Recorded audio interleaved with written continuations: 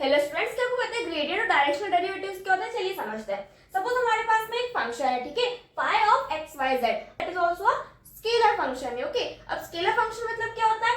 Scalar function मतलब कि जिसमें हमारे पास में क्या हो, सिर्फ मैग्नीट्यूड और डायरेक्शनल नहीं हो, ठीक है। तो अब इसमें हमारे पास में ग्रेडियंट का मतलब क्या होता है? सी मतलब कि जो हमारे पास में फंक्शन है, हमें इसको एक वेक्टर में कन्वर्ट करना। कैसे कन्वर्ट करेंगे? देखो, अगर हमको वेक्टर में कन्वर्ट करना हो तो मैग्नीट्यूड तो हमारे पास में है, अगर इसमें हमारे पास डायरेक्शन भी आ जाएगा तो मैग्नीट्यूड डायरेक्शन अगर दोनों होते हैं तो हमारे पास में वो क्या हो जाता है, वेक्टर में कन्वर्ट हो जाता है, ठीक है। अब ग्रेडियंट का मतलब क्या होता है ये समझते हैं पहले। ग्रेडियंट मतलब क्या होता है? In which the direction the function is increasing. Gradient मतलब ये होता है कि जो हमारा फंक्शन है वो किस डायरेक्शन में इंक्रीज हो रहा है, ठीक है। तो हमें डायरेक्शन चाहिए, मैग्नीट्यूड हमारे पास में ऑलरेडी है, तो डायरेक्शन चाहिए मतलब कि हमें इसको वेक्टर में कन्वर्ट करना होगा। तो उसके लिए हम क्या करेंगे? सी हमारे पास में फॉर्मूला क्या होता है, ये डेल फाई। अब डेल हमारे पास में क्या होता है? एक वेक्टर ऑपरेटर है जिसमें हमारे पास में क्या होगा, डायरेक्शन, और फाई तो हमारे पास में फंक्शन है जो कि हमारे पास में स्केलर है। तो हमारे पास में अगर वेक्टर, डायरेक्शन और स्केलर अगर दोनों मिल जाएंगे तो हमें क्या मिल जाएगा? वेक्टर, जिसमें हमारे पास मैग्नीट्यूड और डायरेक्शन दोनों आ गए।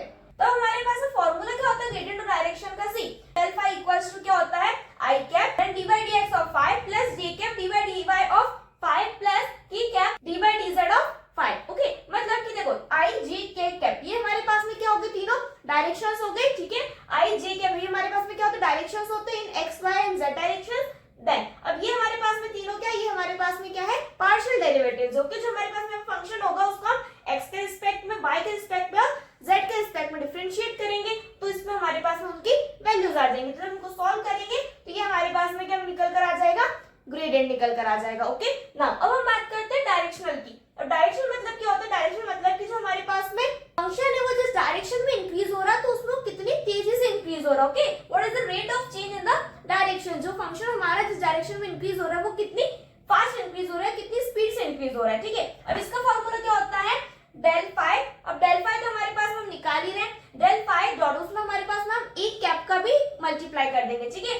तो अगर हम इसमें अंदर एक कैप हमारे पास में क्या होता है, यूनिट वेक्टर होता है, इसका मल्टीप्लाई कर देंगे तो हमें क्या मिल जाएगा, डायरेक्शनल डेरिवेटिव मिल जाएगा। अब ए कैप को जब हम ओपन करते हैं, ए कैप मतलब क्या होता है, यूनिट वेक्टर मतलब क्या होता है, a vector upon magnitude of a vector, ठीक है। तो इसको हम इस तरह से भी लिख सकते हैं, या तो इस तरह से लिख लो या इस तरह से लिख लो, ठीक है। तो ये होता है हमारे पास में, इस तरह से हमारे डायरेक्शनल डेरिवेटिव को हम फाइंड कर सकते हैं। अगर हमारे पास क्वेश्चन में पूछो कि मैक्सिमम डायरेक्शनल डेरिवेटिव बताना है, तो मैक्सिमम डायरेक्शनल डेरिवेटिव कैसे निकलता है, मैग्नीट्यूड ऑफ डेल फाई अगर हम निकालेंगे तो हमें मिल जाएगा मैक्सिमम डायरेक्शनल डेरिवेटिव। अब अगर आपको इस टॉपिक का फुल एक्सप्लेनेशन चाहिए with examples for more better clarity, तो मैंने इस पर डिटेल वीडियो बनाया है, लिंक डिस्क्रिप्शन में, वहां से आप उसको देख सकते हैं। और इस टाइप के एग्जाम ओरिएंटेड कांसेप्ट्स के लिए चैनल को सब्सक्राइब करना ना भूलें।